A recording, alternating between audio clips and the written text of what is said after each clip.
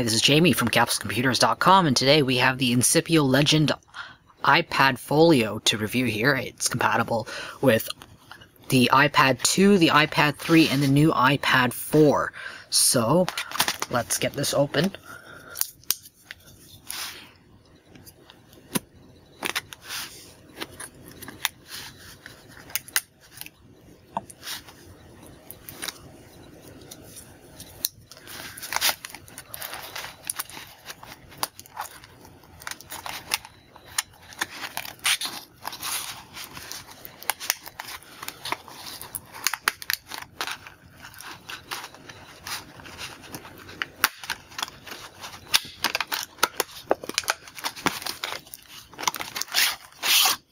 Alright, so here we have it. It's a red case. It's an origami type case. These are actually rather interesting type cases. They fold up to provide the viewing angles, and it feels like this one actually folds up magnetically. Yeah, it must. I can feel a bit of a pull here, and then tucks up neatly. We have a hard back here and a plasticky, almost foam-like feel to the front of this case and the back of this case. And here we have the user guide for the LGND.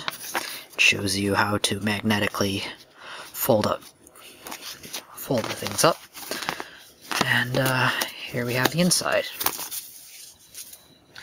So it's a snap type case, so we'll just snap this in.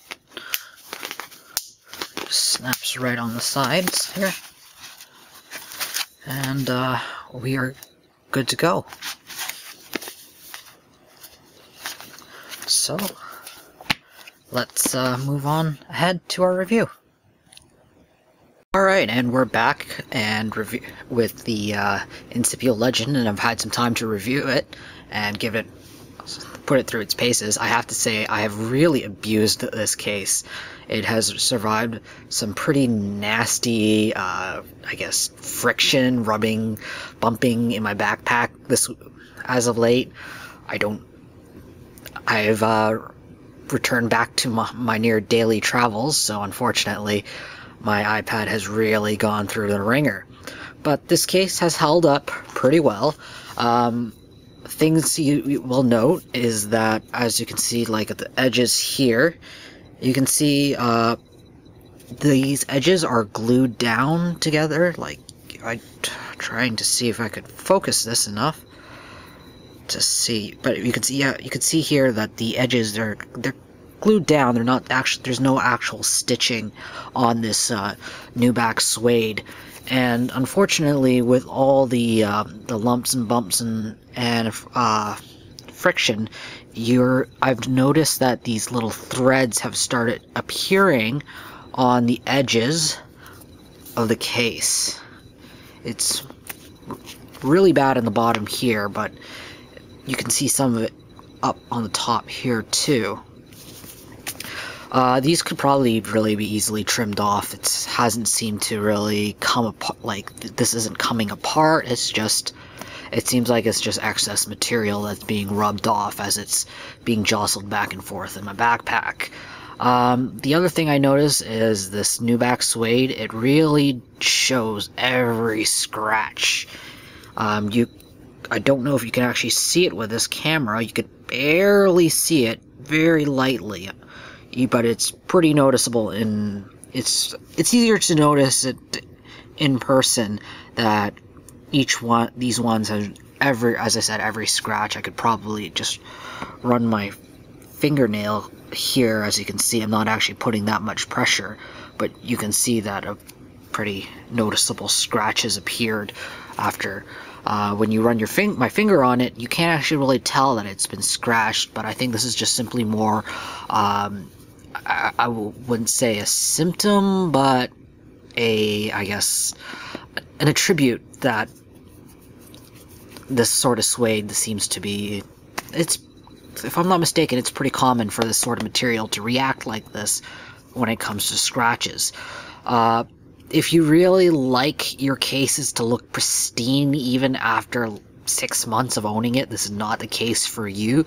As I said, these scratches are pretty obvious. I think I actually managed to start a small little bit of wear pattern. Yeah, a very tiny little dot of wear pattern right here in the corner of the case. It doesn't seem to be that bad, but the top layer does look like it's starting to wear off. Back of the case is also covered in the same suede material, which causes it to be a little grippy. So if you like your cases to be able to slot, if you lay it down and you like to be able to push your iPad across a table or something, this may not be the case for you due to the fact it is a little grippy. I found that it was just a little irritating because I like to be able to slide my iPad into my bookshelf on my headstand at night before I go to bed, and this did actually kind of make it a little more difficult. The interior here is covered in a micro suede material. It's the same material they use for all of their other folio cases. It's a little bit grippy and it's very soft. It won't scratch your screen unless you have some sort of grit there, in case you prefer to keep your iPad naked. So there should be no worries when it comes to that. It's supposed to come in like this every time when you want to prop your case, when you want to prop it up.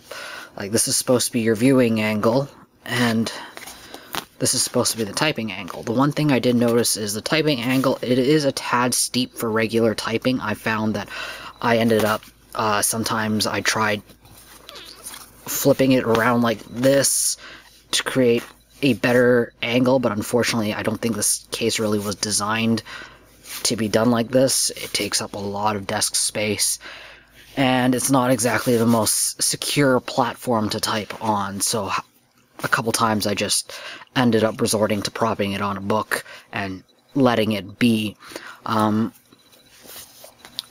The origami folding system, it's really neat. It's eye-catching. People will remember it when they see it. However, I found that sometimes this cover, like, it's supposed to fold in like this every time, but as you can see, most of the time when I've been folding it, it's been coming down like this. That isn't too annoying, to be honest. It works pretty well, even fold it incorrectly like this. I think the irritating time is once in a while it'll fold in like this, and you have to go in that extra effort of doing so, but it's something you're going to have to think of if that really bothers you or not.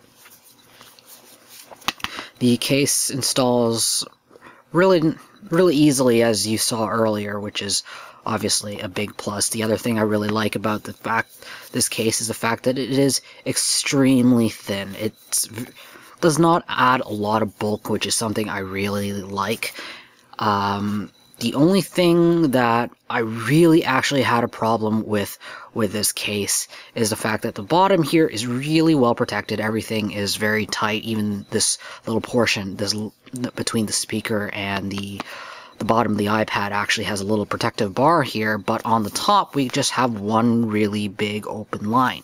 Everything else is properly protected, but we just have this big cutout. I don't really see why they couldn't I guess cover everything up. I mean, the corners are protected, but it just seems a little weird that they do such a great job protecting this side, but not so much on this side. So overall, I give this case an 8. If you're looking for a case that is very slim, good protection, and manages to be pretty cool looking, this is a good option. The only thing is if you don't like a sticky case, or you don't like the idea of fiddling around with this origami folder, and you're looking for a case that looks like, no matter how much beading you put it, it'll look like the day you pulled it out of the box, this is probably not the case for you. I have to say, though, to be honest, this is actually one of my favorite cases I've reviewed or owned so far, simply because it's a great balance between weight, bulk, and its slim size. So at $34.99 US, if you're willing to take a gamble, I would honestly recommend giving this case a try. If you want to find out more about the Legend, you can check out our full written review at capsulecomputers.com. Just check out the info for the video down below, and you'll find a link to my full written review.